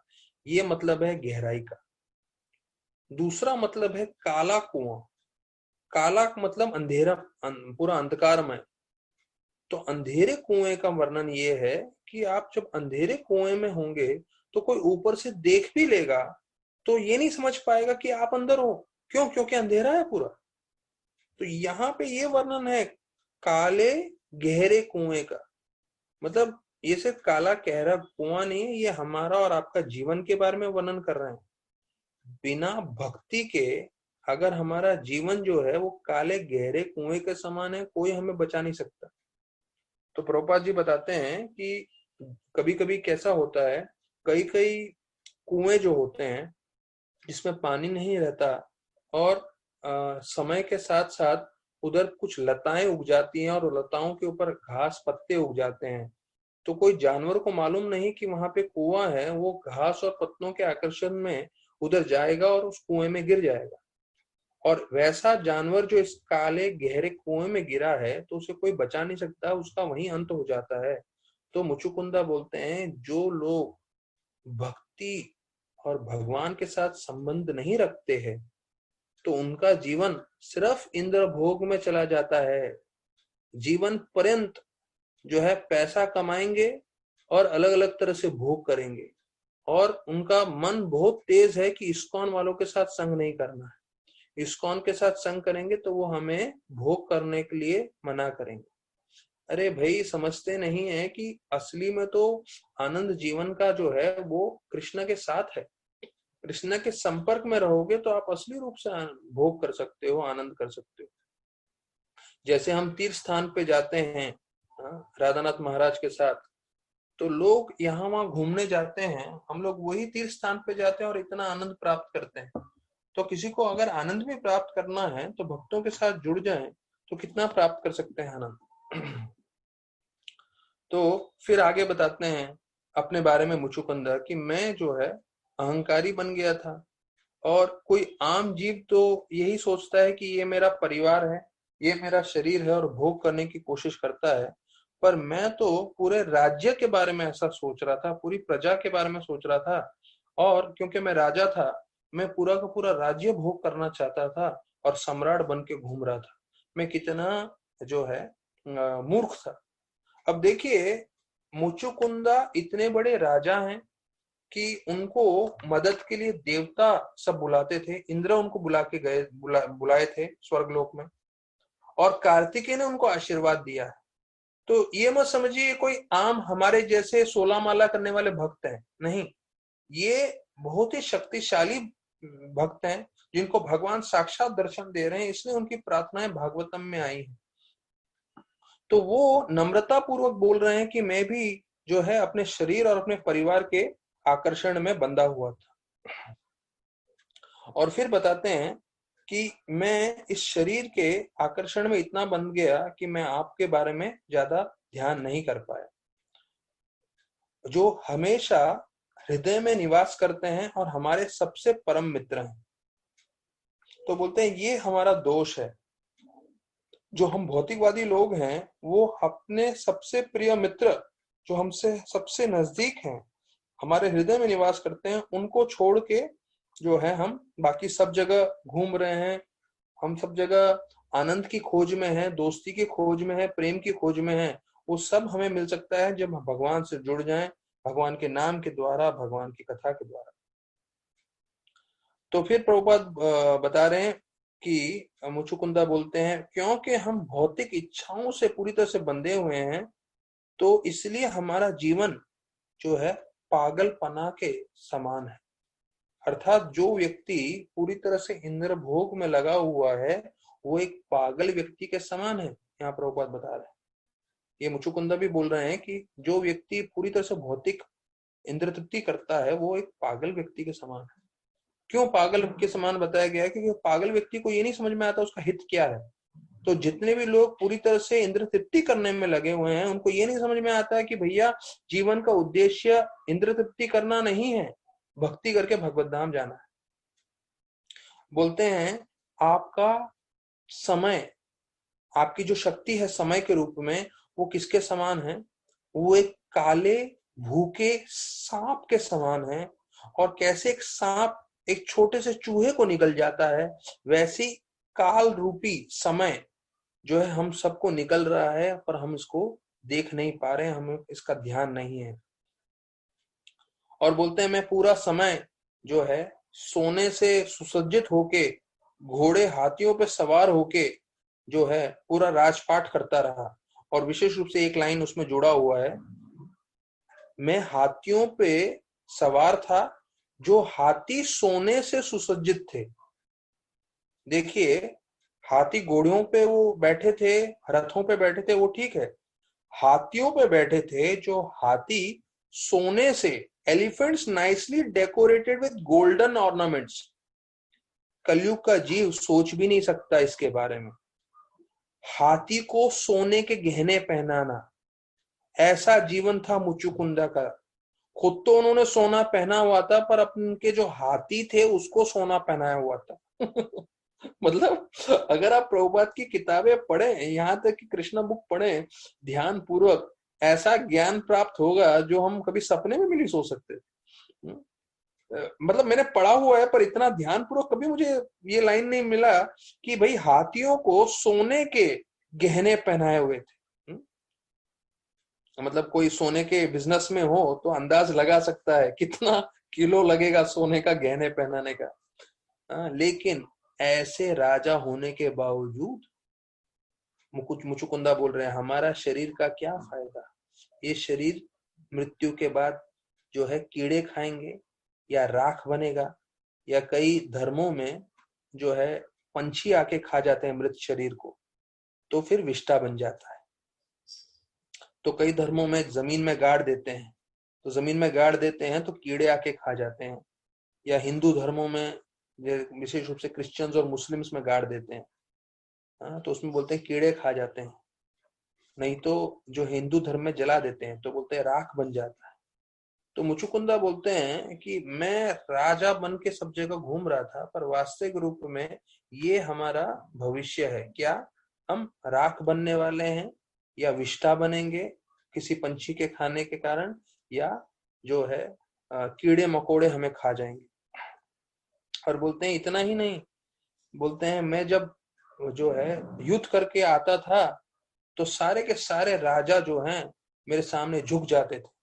अब देखिए, ये एक भौतिकवादी व्यक्ति का जीवन का जो है जीवन के बारे में बता रहे हैं कि भले ही भौतिकवादी व्यक्ति कितना ही समृद्धि हो, जैसे इन्होंने बताया कि मेरे हाथियों के भी सोने के हार पहनते थे वो, तो यहाँ पे वर्णन किया गया है कि भले ही सारे राजा मेरे सामने झुक जाते थे, लेकिन इंद्रभोग करने के लिए मैं खुद अपनी रानियों के सामने झुक जाता था। देखिए कितनी बड़ी बात बोली है। ऐसे राजा मुचुकुंदा जो बड़े बड़े राजाओं को परास्त करते थे, उनको झुका देते थे, वो खुद किसके सामने झुक रहे थे? अपनी रानियों के पास सामने, क्योंकि वो उन रानियों के साथ इंद्रभोग करना चाहते थे। तो फिर बोलते हैं कि ये भौतिक जगत कितना पेचीदा है। जब हम भोग करने जाते हैं, भोग करने से पहले मेहनत इतना करना पड़ता है कि भोग करने के लिए ताकत ही नहीं बचती। मतलब इतना ग्राफिक डिटेल्स में बोला गया है, मतलब ऐसा लगता है हमारे और आपके जीवन के बारे में बोल रहे हैं। सुबह से रात तक आदमी मेहनत करता है, पैसे कमाता है, फिर जब पैसे आते हैं भोग करने की शक्ति कहाँ रहती है, थक जाता है, थक के सो जाता है। तो वो बोलते हैं कि अगर कोई बहुत धनी परिवार में भी जन्म ले तो उसको अपना मान सम्मान बनाए रखने के लिए ऐसे धनी परिवार में बहुत मेहनत करना पड़ता है। यहाँ पे लिखा है to maintain the status quo he has to work very hard. मतलब अपना वो मान सम्मान, उसके पास बहुत सारा धन है, लेकिन वो बनाए रखने के लिए वो जो उनका जो स्टैंडर्ड है या जो स्टेटस है, उसके लिए भी बहुत मेहनत करना पड़ता है। और फिर बोलते हैं कि भले कोई ऐसे धनी परिवार में जन्म ले, तो हम सबको लगता है बहुत धन होना चाहिए, लेकिन यहाँ लिखता है even in royal life one is full of anxieties because of political administration and other related things. अर्थात यहाँ लिख रहे हैं कि अगर कोई बहुत धनी परिवार में भी जन्म ले, लेकिन वहां पे बहुत सारे परेशानी तकलीफ हैं, बहुत सारे कारणों को, बहुत सारे कारण है, जिसमें से पॉलिटिकल जो है राजनैतिक कारण एक है, और बाकी बहुत सारे कारण हैं। अर्थात किसी का भी जीवन आनंदित नहीं है। हमने भागवत में पढ़ा है, प्रभुपाद ने स्पष्ट किया है, ब्रह्मा से लेके चींटी तक सारे दुखी रहते हैं। फिर बोलते हैं सिर्फ आप ही की कृपा के लिए मैं रुका हुआ हूं, आपकी कृपा होगी तो। अभी देखिए यहां से देखिए, पहले तो है भौतिक जगत के जीवन को बहुत गाली दिया है, शरीर को गाली दिया है, और इंद्र तृप्ति को गाली दिया है, और इतनी बड़ी सत्ता, इतना बड़ा राज्य, इतना बड़ा पराक्रम को गाली दिया है, सबको गाली दिया है मुचुकुंदा ने। उसके बाद बोल रहे हैं अभी समाधान क्या है। ऐसा नहीं कि गाली दे के दुखी करके हम लोग को भेज दिया, नहीं। उसके बाद जो है समाधान बता रहे हैं, बोल रहे हैं भगवान आपकी कृपा, सामने कृष्ण है, उनको बोल रहे हैं आपकी कृपा हमें कैसे मिलेगी, जब आप अपनी कृपा देते हुए हमें किसी शुद्ध भक्त से जोड़ दोगे। एक शुद्ध भक्त के जुड़ जाना मतलब क्या? मुक्ति निश्चित है। क्यों? क्योंकि वो शुद्ध भक्त हमें भक्ति बताएगा और हमसे भक्ति कराएगा, भले हमें करने की इच्छा हो ना हो। तो प्रभुपाद बोलते थे मेरे गुरु महाराज ने मुझे धक्का मारा, धक्का मारा मतलब मुझे पुश किया, और मैं उसी परंपरा में आप सभी लोगों को पुश कर रहा हूं। अर्थात देखिए, प्रचार कार्य कोई आसान नहीं है, भक्ति करना कोई आसान नहीं है। तो प्रभुपाद के गुरु भक्तिसार ठाकुर ने उनको जोर दिया प्रचार करने के लिए, और प्रभुपाद बोल रहे हैं मैं अपने शिष्यों को जोर दे रहा हूं कि वो प्रचार करें। और उसी परंपरा में हम आते हुए बोल रहे हैं सब लोग जुड़े जपा के लिए। बहुत मुश्किल होता है उठना, सबको सबसे ज्यादा प्यारा है अपना नींद, लेकिन थोड़ा उठेंगे, जपा करेंगे तो भगवान को प्रसन्न कर पाएंगे, भगवान की कृपा प्राप्त करेंगे, और फिर उस कृपा से आप दूसरे लोगों का उद्धार करेंगे। नहीं तो अपने में ही आप संतुष्ट रहेंगे, जो प्रभुपाद लिखते हैं भागवतम में थर्ड क्लास डिवोटी का पहचान है। फिर यहाँ पे बताते हैं कि शुद्ध भक्त के संग में हमारा जो कृष्ण प्रेम है वो जागृत होगा और हम भगवत धाम जा सकते हैं। तो बोलते हैं मेरा संग हुआ गर्ग मुनि से, सिर्फ थोड़ा सा संग होने के कारण मेरा जीवन सार्थक हो गया और आपने मुझे दर्शन दिया।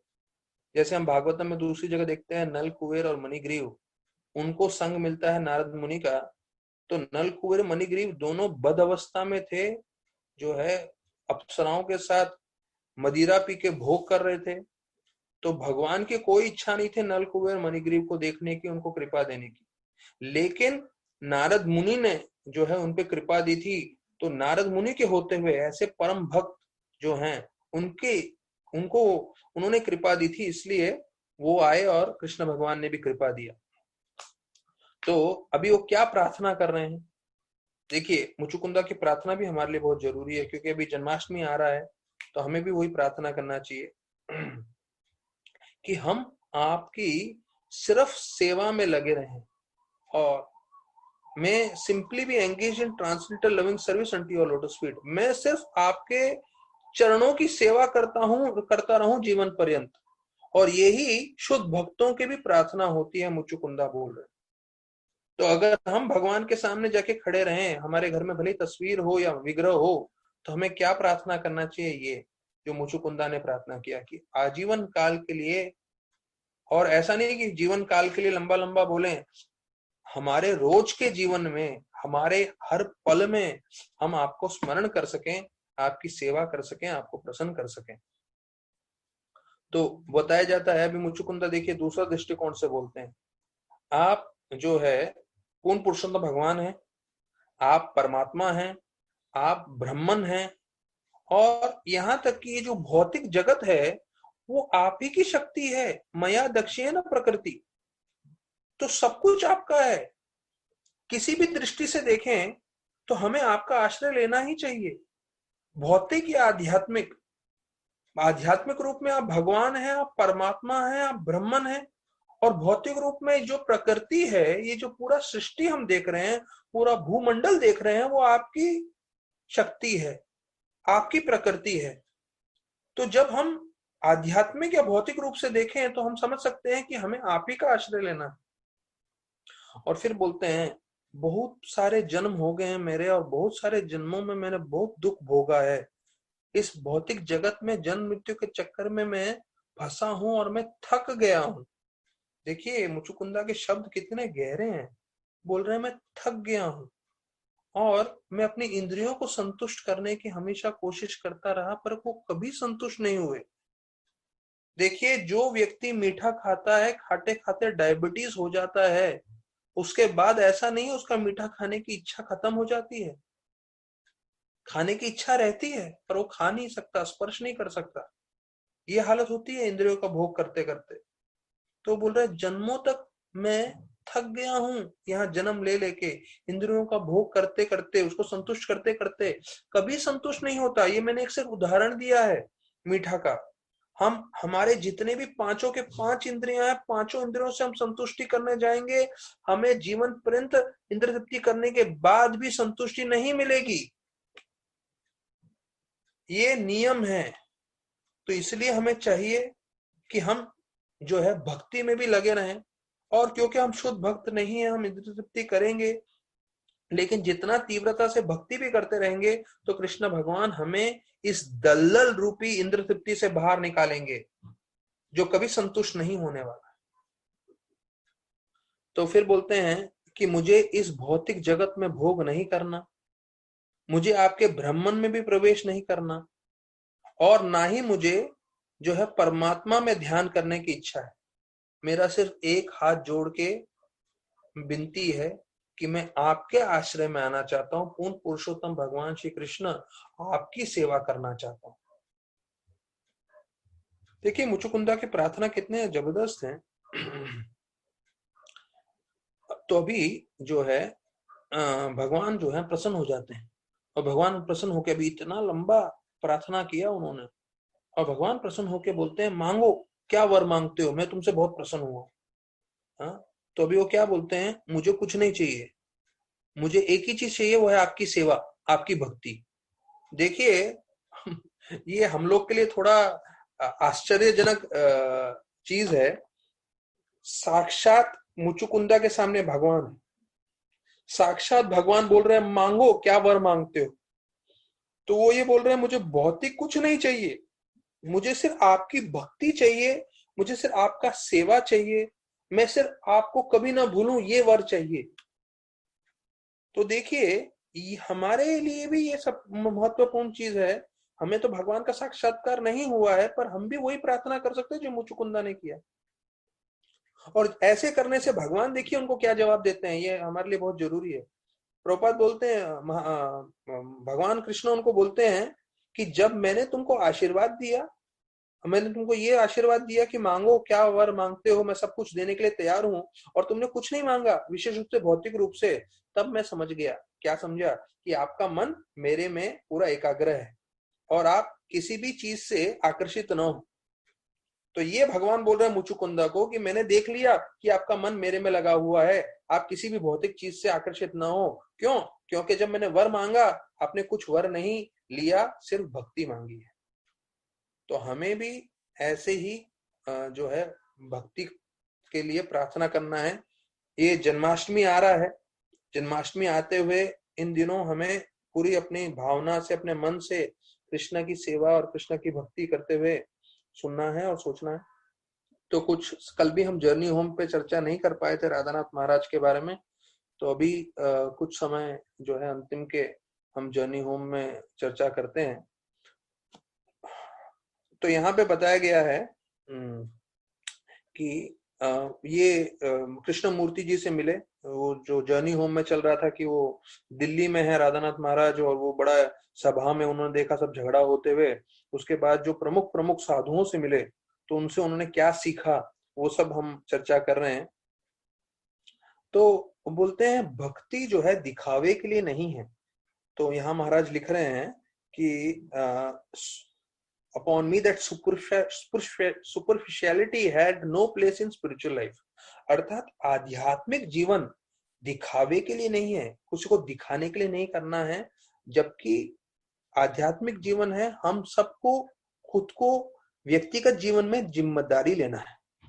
जिम्मेदारी लेना है हमारे जीवन का आध्यात्मिक रूप से, और जिम्मेदारी लेना है आध्यात्मिक जीवन का हमारे साथ जो जुड़े हुए हैं उन सब के लिए।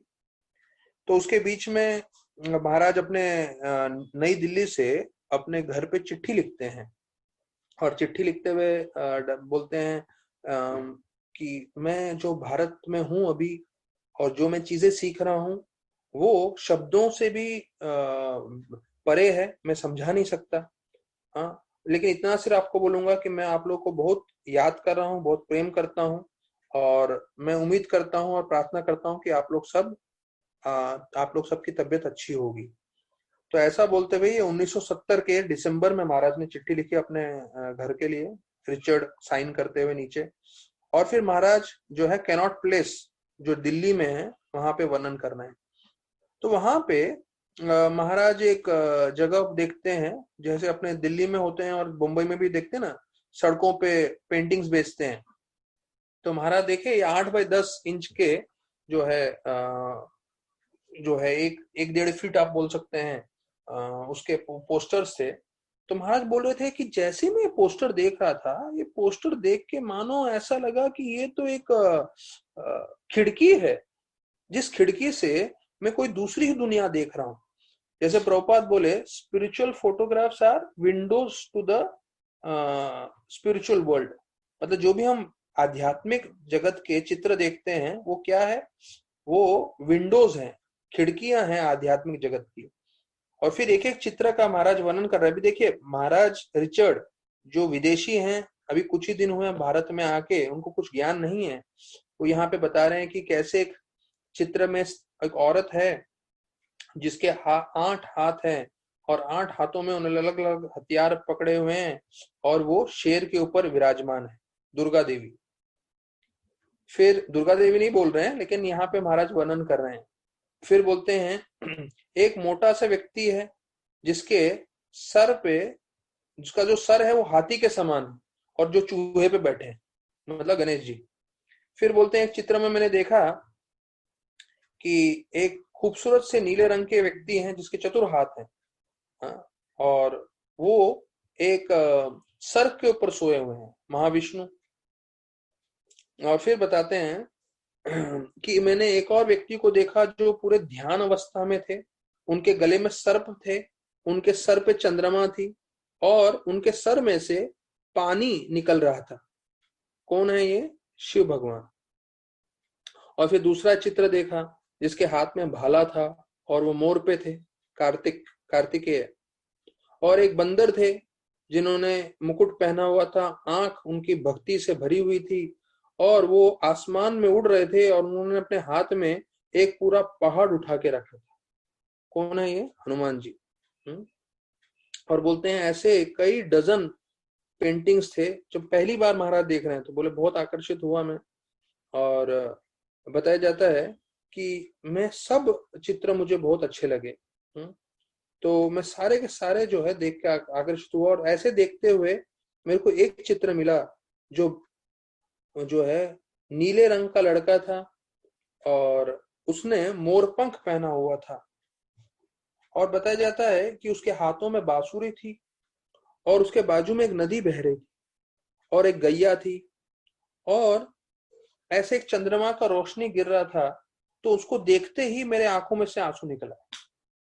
ये देखिए, पहली बार राधानाथ स्वामी जो रिचर्ड थे 20 साल के 19 साल के लड़के, पहली बार कृष्ण भगवान का चित्र देखते ही उनकी आंखों से आंसू निकला गए। और महाराज बोलते हैं कि मैं इस चित्र को देख के इतना आकर्षित हो गया, मानो कि मेरा पूरा आत्मा भर रहा था ये चित्र देख के। तो महाराज बोल रहे मुझे समझ नहीं आ रहा था मुझे क्या हो रहा है। मुझे ऐसा लग रहा था ये जो है नीले रंग का लड़का मुझे बुला रहा है, पर मैं कैसे जाऊं उसके पास। तो उसका नाम लिखा हुआ था पर मैं पढ़ नहीं पा रहा था क्योंकि ये मेरी भाषा में नहीं था। और फिर महाराज बोलते हैं मैं इतना आकर्षित हो गया, जो मेरे पास पैसा था मैंने उस दुकानदार को दे दिया। लेकिन वो चित्र के लिए उतना पैसा काफी नहीं था खरीदने के लिए। लेकिन फिर भी वो दुकानदार जो है मेरी तरफ मुस्कुराया और उसने मुझे वो चित्र दे दिया। और अधिकांश समय मैं जहां भी घूम रहा था मैं ये चित्र देखता रहता था। लेकिन ये व्यक्ति है कौन जिसके बारे में मुझे कुछ जानकारी नहीं थी। देखिए कैसे कृष्ण भगवान ने महाराज को आकर्षित कर दिया। महाराज अभी बता रहे हैं 1970 की बात चल रही है, मैं 20 साल का हो गया हूँ और मेरी बड़ी इच्छा थी कि मैं पर्वत पे जाऊं, हिमालय पे जाऊं। और मैंने सुना था कि ये जगह जो है सारे साधुओं का जगह है और मैं इन साधुओं से मिलने के लिए बहुत उत्तेजित था, बहुत उत्साहित था। और महाराज फिर से एक चिट्ठी लिखते हैं अपने परिवार वालों को और बोलते हैं कि मैं दिल्ली छोड़ रहा हूं, अभी मैं पहाड़ों में जा रहा हूं अपनी पढ़ाई करने के लिए। मुझे ये नहीं मालूम कि मैं पहाड़ों पे जाके आपको वापस से चिट्ठी लिख पाऊंगा कि नहीं, लेकिन आप मेरे बारे में चिंता मत करिए, भगवान मेरे साथ हैं तो मुझे कोई तकलीफ नहीं होगी। ऐसे करके महाराज के अंतिम शब्द हैं, with God on my side what can harm me. मतलब मुझे कोई परेशानी तकलीफ नहीं होगी अगर भगवान मेरे संपर्क में है। तो हमें भी ध्यान रखना है, हमें भी भगवान अपने संपर्क में रखना है। जैसे राधानाथ महाराज ने बताया हुआ है, आप कृष्ण को छोड़ोगे नहीं तो कृष्ण आपको छोड़ेंगे नहीं। अर्थात अगर आप 16 माला कर रहे हो तो भगवान आपको कभी छोड़ेंगे नहीं क्योंकि आप भगवान को पकड़ के चल रहे हो। फिर महाराज बताते हैं कि मैंने मुफ्त का जो है वो जो ट्रेन में घुस गया था 3rd क्लास में ऋषिकेश के लिए, और जहाँ पे बहुत सारे आश्रम है। कहते कई घंटे उसमें बैठ के, ट्रेन में बैठ के दिल्ली से निकल गया था मैं, तो मैं हरिद्वार पहुंचा। और बताया जाता है कि ये जो हरिद्वार है 140 किलोमीटर दूर है न्यू दिल्ली से। और वहां से मैं ऋषिकेश जाने के लिए तैयार हो गया जो 15 किलोमीटर लंबा था और मैं सब चल के जा रहा था वहां से। मुझे जैसे जैसे मैं एक एक कदम बढ़ा रहा था हिमालय की तरफ, और जैसे मैंने हिमालय का दर्शन किया तो महाराज बोलते हैं कि मुझे ऐसा लग रहा था मेरा स्वप्न सत्य हो गया। हाँ, तो my first sight on the Himalayan foothills thrilled me beyond imagination. मतलब मेरे उत्साह का कोई ये नहीं है, सीमा नहीं है। तो वहां पे अभी आगे आने वाला है कि कैसे कैसे साधुओं के संग में रहते हैं, ये रहते हैं। मैं स्वयं गया था ऋषिकेश में कई बार सेवा के लिए, तो वहां पे एक टाट वाले बाबा हैं, तो उनके गुफा में रहते थे महाराज। मतलब उनका एक गुफा था, साथ में जो है महाराज उनके साथ रहते थे, जहाँ उन्होंने सिखाया कैसे गुफा में रहना है, जंगल में कैसे रहना है, क्या उन्हें खाना चाहिए, क्या नहीं खाना चाहिए, कहाँ से पानी पीना चाहिए वगैरह सब। तो मैं उस गुफा में गया था। मैं आपको बोल रहा हूँ कि भले हम लोग ने इतने साल भक्ति की है, पर अगर हमें बोला जाए कि उस गुफा में रहने के लिए, मतलब मैं तो निश्चित रूप से एक, मतलब कुछ दिन में कुछ समय उधर बैठ के जपा कर लूंगा, वो हो सकता है, पर रात को सोना असंभव है। वो भी कब देखा है हम लोग ने, 2015 16 17 की बात कर रहा हूँ मैं अभी के। और महाराज कब की बात कर रहे हैं, 1970 की। तो अभी तो इतना जो है डेवलपमेंट हो गया है, इतने सारे सड़कें बन गई हैं, इतने सारे लोग आते हैं, इतने सारे होटल्स बन गए हैं, पर्यटक आ रहे हैं, टूरिस्ट आ रहे हैं। 1970 में तो पूरा घना जंगल था। तो महाराज जब खुद अपने भक्तों के साथ जब ऋषिकेश में थे, बोले चलो मेरे को वापस से जाना है, क्योंकि टाट वाले बाबा के गुफा में मैं रहा था, तो मेरा मन कर रहा है मुझे जाके एक बार वापस उधर जाना है। तो महाराज सब भक्तों को लेके गए, अपने सारे सब ब्रह्मचारियों को। तो महाराज बोले ये जगह है जहाँ मैं सोता था, ये जगह है जहाँ टाट वाले बाबा सोते थे, क्योंकि सब गुफा दिखा रहे थे। तो फिर वही भक्त मुझे लेके गए थे, मुझे दिखा रहे थे कि महाराज यहाँ सोते थे। मैं आपको बता रहा हूँ, जंगल में गुफा में असंभव है। मतलब ये महाराज की इतनी तीव्र इच्छा है भगवान को जानने के लिए। सोचिए वहां लाइट नहीं, कुछ नहीं, और महाराज के पास कुछ नहीं, अंधेरे में, जंगल में, गुफा में। तो ये जिसको भगवान चाहिए, वो एक जुनून होता है, एक पागलपना होता है। जैसे भौतिक जगत में लोगों को किसी से प्रेम हो जाता है तो क्या करते हैं, वो सब चीज छोड़ने के लिए तैयार हो जाते हैं। वैसे ही ये भगवान को जानने का जो आतुरता है महाराज में, वो बोलते हैं ना, इट्स अनपैरेलल्ड। अनपैरेलल्ड मतलब उसकी कोई तुलना नहीं कर सकते। यहाँ तक कि गौरंग प्रभु हमको बता रहे थे कि महाराज ऐसे सरल साधु दिखते हैं मुस्कुराते हुए, लेकिन उनके पीछे ऐसा लोहे का एक व्यक्ति है जो हम देख नहीं सकते। हाँ, मतलब इतने मजबूत है उनकी आध्यात्मिक उनकी इच्छा, उनकी भक्ति, जो हम कभी समझ नहीं सकते। ऐसे महान साधु के, पुरुष के संग में है, वही हमारा अहोभाग्य है। तो इनके चर्चा हम लोग और करेंगे। तो कल ठीक 4 बजे शाम को भागवत कथा में हम जुड़ेंगे। बहुत बहुत धन्यवाद सभी भक्तों का। और एक फिर से विनती है, सब लोग शाम को कीर्तन करें, जिससे सब परिवार सब संतुष्ट रहें, आनंद में रहें, और जिनसे हो सके वो सुबह को भी जपा के लिए जुड़े। बहुत बहुत धन्यवाद सभी भक्तों का। हरे कृष्णा।